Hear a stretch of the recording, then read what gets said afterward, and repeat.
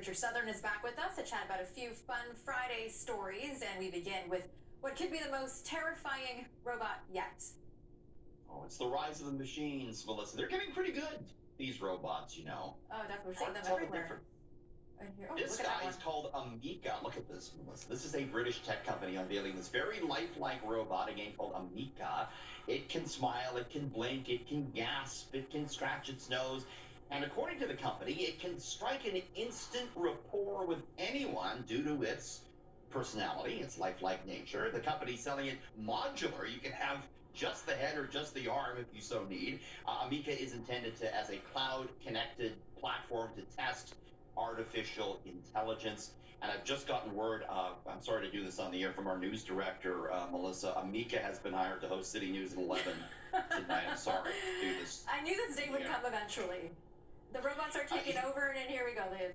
I'm done. He works a lot cheaper than we do, apparently. Apparently. Oh, I mean,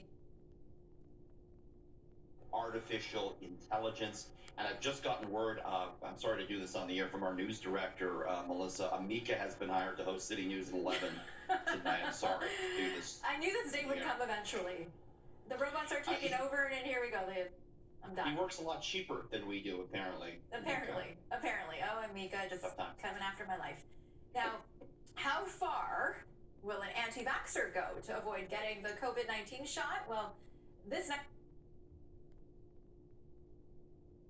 Apparently. Oh, Amica just coming after my life.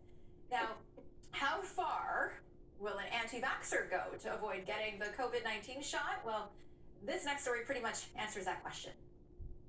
This is pretty dumb. I saw this today. It was so crazy and so dumb. This is a true story out of Italy.